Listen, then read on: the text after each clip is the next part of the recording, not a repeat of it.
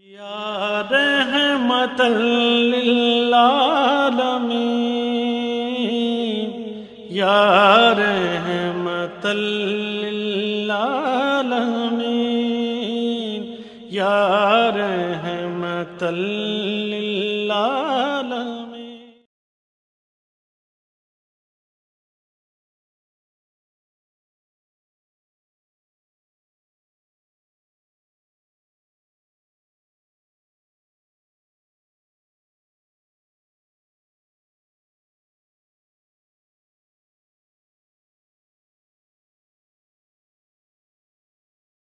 اللهم صل على محمد وعلى آل محمد كما صليت على إبراهيم وعلى آل إبراهيم إنك حميد مجيد.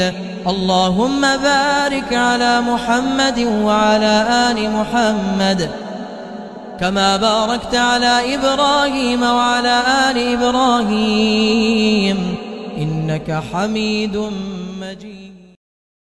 نحمدہ و نصلی علی رسولہ الکریم. اما بعد، اعوذ باللہ من الشیطان الرجیم. بسم اللہ الرحمن الرحیم. رب اشرح لی صدری ویسر لی امری واحلل عقدۃ من لسانی یفقہوا قولی.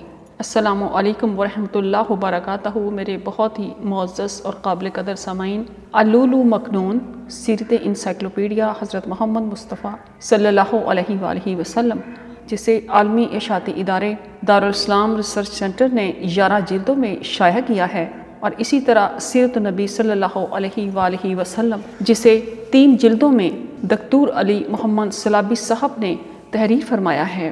میری بھرپور کوشش ہے کہ میں نبی کریم صلی اللہ علیہ وآلہ وسلم کی ہر پہلو زندگی کو اور ان کے اسوہ حسنہ کو آپ کے سامنے رکھنے کی سعادت حاصل کروں، اور میں اور آپ اپنے لیے صحیح ترین صراط مستقیم جو سچا اور سیدھا ہو اور جو اللہ تعالیٰ کی بتائی ہوئی راہوں سے ملتا ہو، ہم اسے تلاش کر کے اپنی زندگیوں میں شامل کر سکیں اور اللہ تعالیٰ کی رضا کو پا سکیں. کیونکہ آپ جانتے ہیں انسان زمین کی مخلوق نہیں ہے، یہ جنت کی مخلوق ہے، اور اسے واپس اپنے گھر جنت میں ہی جانا ہے. اللہ تعالیٰ نے جب انسان اشرف مخلوقات کو بنایا بڑے ہی پیار سے، اپنے دونوں ہاتھوں سے، بڑے فخر اور بڑے مان سے، تو آپ نے تعظیمی سجدے کا حکم فرشتوں کو دیا. سب نے کیا سوائے ابلیس کے، کیونکہ اسے مان تھا، اسے غرور تھا کہ میں آگ کی بے دھواں لپٹ سے پیدا کیا گیا ہوں، اور یہ تو بدبودار مٹی سے پیدا کیا ہوا ایک پتلا ہے، تو میں اسے سجدہ کیوں کروں؟ اللہ تعالیٰ نے اس کو اس غرور کی وجہ سے جنت سے باہر کر دیا. اور اس نے اس بات پر یہ کہا کہ آپ جس پر اتنا مان کرتے ہیں اور جس کو مجھ پر فوقیت دی ہے، آپ مجھے قیامت تک مہلت دیجئے، میں اس کو آپ کے خلاف کر دوں گا، اور اس کو ایسے بہکاؤں گا، ایسے سنہری خواب دکھاؤں گا، ہر طرف سے، دائیں بائیں سے، آگے پیچھے سے، اوپر نیچے سے، اس کو ایسے ایسے سہانے اور دھوکے باز راستے دکھاؤں گا جس پہ چل کے یہ آپ کو بھول جائے گا. اللہ تعالیٰ نے فرمایا جاؤ، تمہیں مہلت دی گئی قیامت تک کے لیے، لیکن ایک بات یاد رکھنا کہ جو میرے بندے ہیں ان پر تیرا زور نہیں چلے گا. اس نے کہا وہ تو تھوڑے سے ہی ہوں گے. اللہ تعالیٰ نے فرمایا یہی راستہ ہے جو میری طرف آتا ہے، یہی صراط مستقیم ہے اور یہی سیدھا راستہ ہے. معزز سامعین، میری کوشش ہے آپ کے سامنے سیرت انسائکلوپیڈیا حضرت محمد مصطفیٰ صلی اللہ علیہ وآلہ وسلم کو پیش کرنے کا مقصد بھی یہی ہے. اور اس سے پہلے میں نے قرآن پاک کے 4 زبانوں میں ترجمہ کیے ہیں، انگلش، اردو، چائنیز اور پنجابی میں.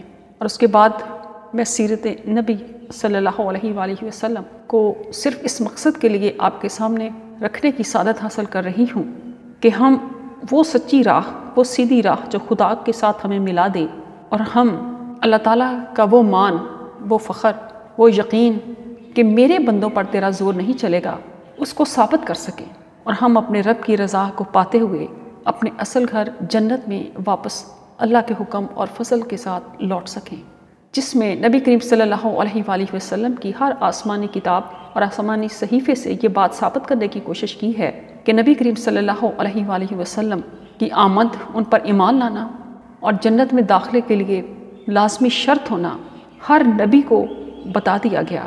اور انہیں تاکید کی گئی کہ اگر آپ کی زندگی میں وہ تشریف لے آئیں تو ان پر ایمان لانا ہے، اور اگر وہ نہ آئیں تو اپنی امت کو یہ پیغام دینا ہے کہ جب وہ تشریف لائیں تو ان پر وہ ایمان لائیں۔ اسی لیے ہر نبی کو رسول اللہ صلی اللہ علیہ وآلہ وسلم کے بارے میں بتایا گیا۔ آج اس سلسلے میں سبق ہے، اور اس سے پہلے میں نے آپ کے سامنے انجیل کی بشارات، انجیل کی پیشن گوئیاں رکھی ہیں، اور اسی پیشن گوئیوں کا یہ سلسلہ جاری ہے، اور اب ہم اس کو آگے لے کر چلتے ہیں۔ بسم اللہ الرحمن الرحیم۔ الحمدللہ نحمدہ ونستعینہ ونستغفرہ ونعوذ باللہ من شرور انفسنا ومن سیئات اعمالنا، من یہدہ اللہ فلا مضل لہ ومن یضلل فلا ہادی لہ، واشہد ان لا الہ الا اللہ وحدہ لا شریک لہ واشہد ان محمدا عبدہ ورسولہ۔ آپ کی آسانی کے لیے اسے میں کچھ تھوڑا سا پیچھے سے مربوط کرتی ہوں تاکہ آپ کو آگے کا سبق سمجھنے میں آسانی ہو۔ اور تیسرے پہر کے قریب یسوع نے بڑی آواز سے چلا کر کہا، ایلی ایلی لما شبقنی، یعنی اے میرے خدا تو نے مجھے کیوں چھوڑ دیا؟ جو وہاں کھڑے تھے ان میں سے بعض نے سن کر کہا، یہ ایلیاہ کو پکارتا ہے، اور فوراً ان میں سے ایک شخص دوڑا اور اسپنج لے کر سرکہ میں ڈبویا اور سرکنڈے پر رکھ کر اسے چسایا، مگر باقیوں نے کہا، ٹھہر جاؤ، دیکھیں تو ایلیاہ اسے بچانے آتا ہے یا نہیں۔ یسوع نے پھر بڑی آواز سے چلا کر جان دے دی۔ انجیل کے اس اقتباس سے آپ اندازہ کر سکتے ہیں کہ یسوع دراصل یہودا اسکریوتی کس قدر بے بسی کی تصویر بنے ہوئے ہیں اور کتنی حسرت سے پکارتے ہیں، اے میرے خدا تو نے مجھے کیوں چھوڑ دیا ہے؟ اگر یسوع کے بھیجے جانے کا مقصد ہی اپنی جان کا نذرانہ پیش کر کے بنو آدم کے گناہوں کا کفارہ ادا کرنا تھا تو وہ اتنے مایوس کیوں تھے؟ کسی عظیم مقصد کی خاطر جان دینے والے تو ہنسی خوشی برضا و رغبت جان آفریں کے سپرد کر دیتے ہیں، اور ان کی حالت یہ ہوتی ہے، سب کچھ لٹا کے راہ صداقت میں اہل دل یوں خوش ہیں جیسے دولت کونین پا گئے۔ سبحان اللہ۔ یہودا اسکریوتی کو طرح طرح کے نام دیے گئے ہیں۔ اس کے نام یہودا اسکریوتی، یہودا اسخریوتی اور یہودا اسخریوتی بتائے گئے ہیں۔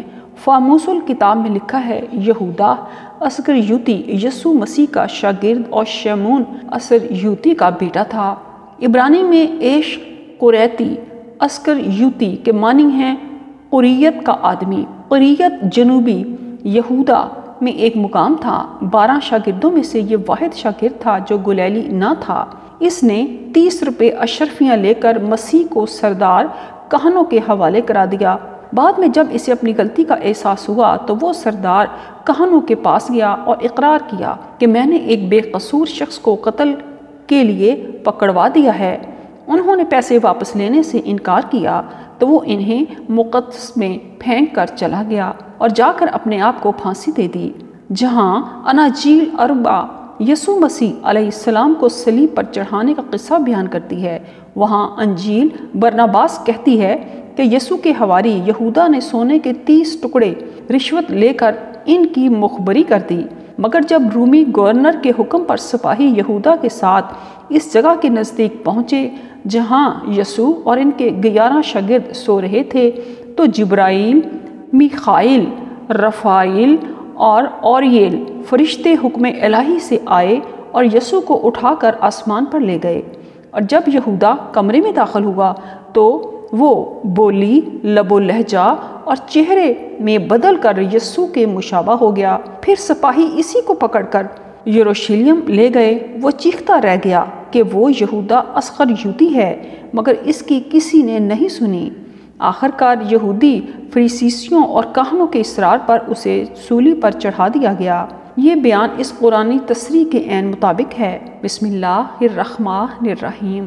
وما قتلوہ وما صلبوہ ولکن شبہ لہم وان الذین اختلفوا فیہ لفی شق من ما لہم بہ من علم الا اتباع الظن وما قتلوہ یقینا بل رفعہ اللہ الیہ۔ اور انہوں نے نہ اسے عیسیٰ علیہ السلام کو قتل کیا اور نہ انہیں سولی پر چڑھایا بلکہ انہیں شبہ میں ڈال دیا گیا، اور بے شک جنہوں نے عیسیٰ کے بارے میں اختلاف کیا وہ ضرور ان کے متعلق شک میں ہیں۔ ان لوگوں کے پاس ان کے بارے میں کوئی علم نہیں سوائے گمان کی پیروی کے، اور انہوں نے یقیناً انہیں قتل نہیں کیا بلکہ اللہ نے انہیں اپنی طرف اٹھا لیا۔ اناجیل کے برعکس ابن عباس رضی اللہ تعالیٰ عنہ کی ایک روایت میں یہودا اسکریوتی کے پاکیزہ کردار پر روشنی بھی ڈالی گئی ہے کہ اس نے ہرگز غداری نہیں کی تھی، بلکہ حضرت عیسیٰ علیہ السلام کے حسب خواہش صلیب پر جان دی جبکہ اس کی شکل تبدیل ہو گئی تھی۔ حضرت یحییٰ اور حضرت عیسیٰ علیہ السلام کی منادی کے بعد خدا کی بادشاہی یا آسمان کی بادشاہی کے متعلق مسیحی علماء کے دعوے جب بے بنیاد ٹھہرتے ہیں تو اس کا ایک ہی نتیجہ نکلتا ہے کہ خدا کی بادشاہی سے مراد آخری نبی حضرت محمد صلی اللہ علیہ وآلہ وسلم کی نبوت ہے، جبکہ بائبل میں واضح طور پر ذکر ہے کہ خدا کی بادشاہی بنی اسرائیل سے لے کر ایک اور قوم کو دے دی جائے گی، اور وہ دوسری قوم بنی اسماعیل سے ہے جن میں ان پیشگوئیوں کے بعد پیغمبر آخر الزماں محمد صلی اللہ علیہ وآلہ وسلم کا ظہور ہوا۔ اب ہم آتے ہیں انجیل کی 5ویں پیشگوئی کی طرف۔ آخری نبی کی آمد کی بشارت انجیل متی میں آسمان کی بادشاہی کو ایک تاکستان انگوروں کے باغ کے مالک سے تشبیہ دی گئی ہے کہ وہ شام کو طے شدہ مزدوری دینے لگا تو اس نے سارا دن یا آدھا دن کام کرنے والوں اور آخری 1 گھنٹہ کام کرنے والوں کو برابر مزدوری دینا چاہیے۔ تو پہلوں نے اعتراض کیا، اس پر مالک نے کہا کہ میں اپنے مال سے جو چاہوں سو کروں۔ یہ مثال دے کر انجیل میں کہا گیا ہے، اسی طرح آخر اول ہو جائیں گے اور اول آخر۔ اس مثال میں آسمان کی بادشاہی یعنی نبوت کی طرف یہ کہہ کر اشارہ کیا گیا ہے کہ آخر میں آنے والے نبی کو مرتبے کے لحاظ سے اولیت حاصل ہوگی، جیسا کہ رسول اللہ صلی اللہ علیہ وآلہ وسلم نے فرمایا، نحن الآخرون السابقون، ہم آخر میں آنے والے سبقت لے جانے والے ہیں۔ رسول اللہ صلی اللہ علیہ وآلہ وسلم کے ایک اور فرمان سے اس کی مزید وضاحت ہوتی ہے۔ عبداللہ بن عمر رضی اللہ تعالیٰ عنہ بیان کرتے ہیں کہ میں نے رسول اللہ صلی اللہ علیہ وآلہ وسلم کو فرماتے ہوئے سنا، انما بقاؤکم فیما سلف قبلکم من الامم کما بین صلاة العصر الی غروب الشمس اوتی اہل التوراۃ التوراۃ فعملوا بها حتی اذا انتصف النہار اجزوا فَأُوتُوا فِي رَاتًا قِرَاطًا ثُمَّ أُوتِيَ أَهْلُ الْإِنْجِيلِ إِنْجِيلَ فَعَمِلُوا إِلَى الصَّلَاةِ صَلَاةِ الْعَصْرِ ثُمَّ أَجَزُوا فَأُوتُوا قِرَاطًا قِرَاطًا ثُمَّ أُوتِينَ الْقُرْآنَ فَعَمِلْنَا إِلَى غُرُوبِ الشَّمْسِ فَأُوتِينَا قِرَاطَيْنِ قِرَاطَيْنِ فَقَالَ أَهْلُ الْكِتَابَيْنِ أَيَّا رَبَّنَا آتَيْنَا هَؤُلَاءِ قِرَاطَيْنِ قِرَاطَيْنِ وَآتَيْتَنَا قِرَاطًا قِرَاطًا وَنَحْنُ كُنَّا أَكْثَرَ عَمَلًا قَالَ اللَّهُ هَلْ ظَلَمْتُكُمْ مِنْ أَجْرِكُمْ مِنْ شَيْءٍ قَالُوا لَا قَالَ فَهُوَ فَضْلِي أُوتِيهِ مَنْ أَشَاءُ۔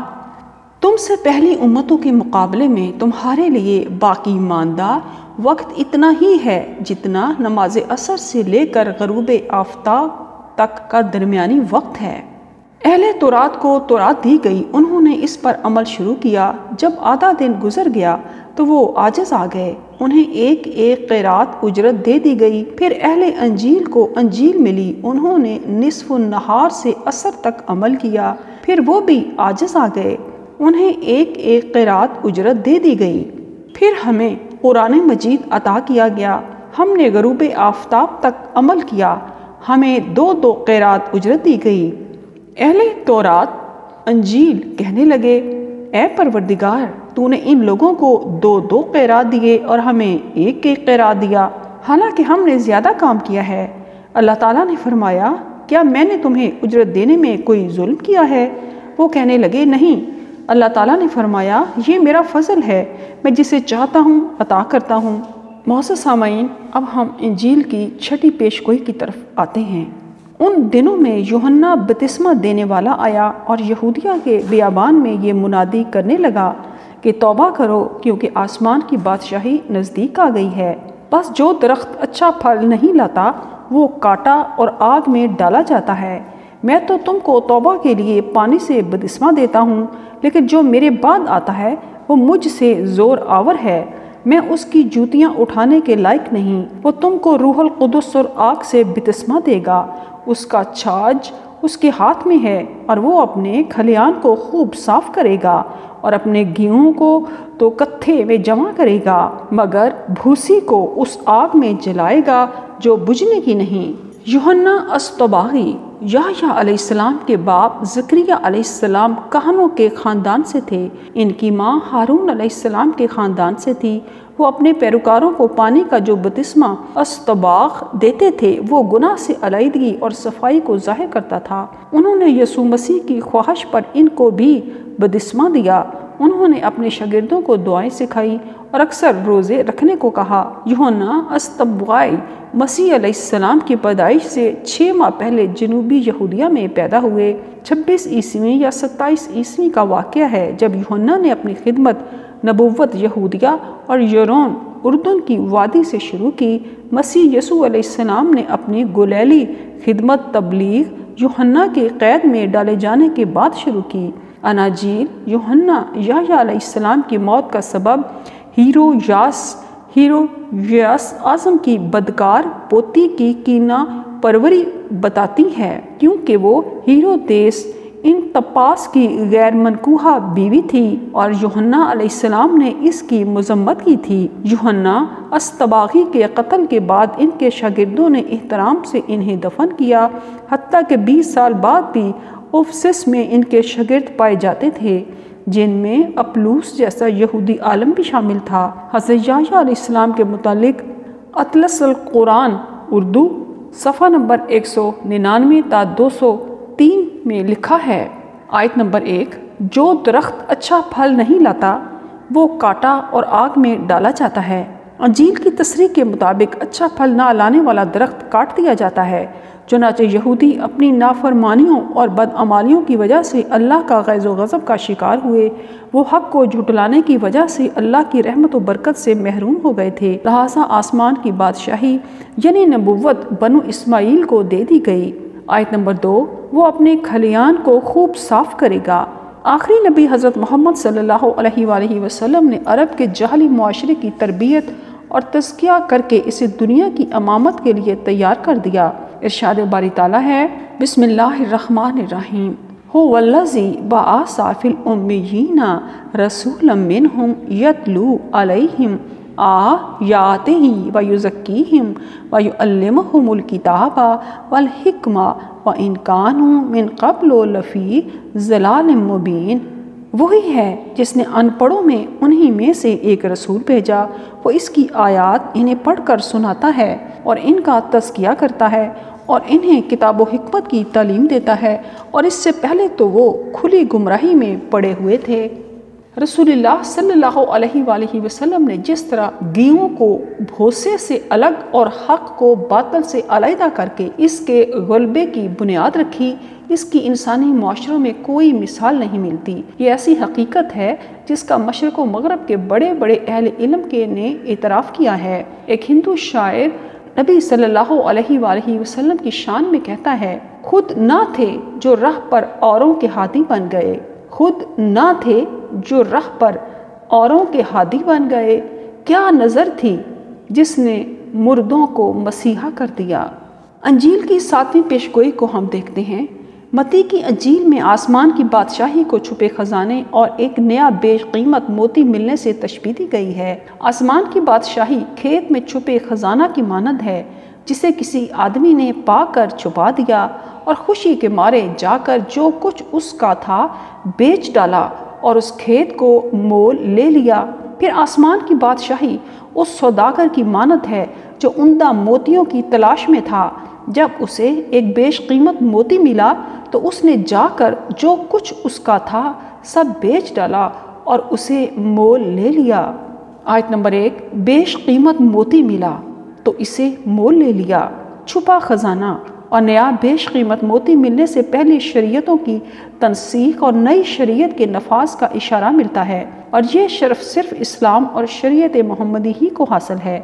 نبی کریم صلی اللہ علیہ وآلہ وسلم کے ذریعے سے دین کی تکمیل ہو گئی، اور پرانی شریعتوں کی جو باتیں اور حکمتیں اللہ تعالیٰ کو باقی رکھنا تھیں وہ اس شریعت میں شامل کر دی گئیں۔ اللہ تعالیٰ فرماتا ہے، بسم اللہ الرحمن الرحیم، وَأَنزَلْنَا إِلَيْكَ الْكِتَابَ بِالْحَقِّ مُصَدِّقًا لِمَا بَيْنَ يَدَيْهِ مِنَ الْكِتَابِ وَمُهَيْمِنًا عَلَيْهِ، اور اے نبی ہم نے آپ پر یہ کتاب حق کے ساتھ نازل کی ہے، یہ تصدیق کرنے والی ہے اس کتاب کی جو اس سے پہلے تھی اور اس پر نگہبان ہے۔ بسم اللہ الرحمن الرحیم، الیوم اکملت لکم دینکم واتممت علیکم نعمتی ورضیت لکم الاسلام دینا۔ آج میں نے تمہارے لیے تمہارا دین کامل کر دیا ہے اور تم پر اپنی نعمت پوری کر دی، اور تمہارے لیے اسلام کو دین کی حیثیت سے پسند کر لیا۔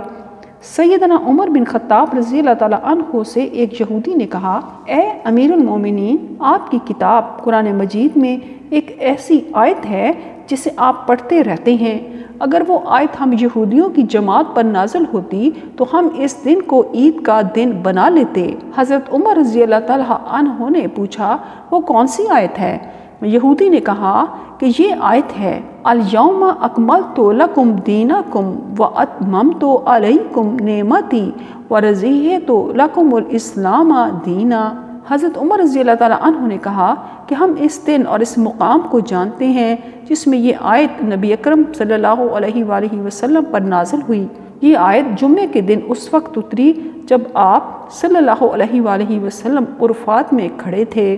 بائبل کی روح سے عیسیٰ علیہ السلام اس پیش گوئی کے مطابق نہیں ہیں، کیونکہ ان کی شریعت پہلی شریعتوں کی ناسخ نہیں تھی، جیسا کہ یسوع علیہ السلام نے فرمایا، یہ نہ سمجھو کہ میں توریت یا نبیوں کی کتابوں کو منسوخ کرنے آیا ہوں، منسوخ کرنے نہیں بلکہ پورا کرنے آیا ہوں۔ صدق اللہ العظیم۔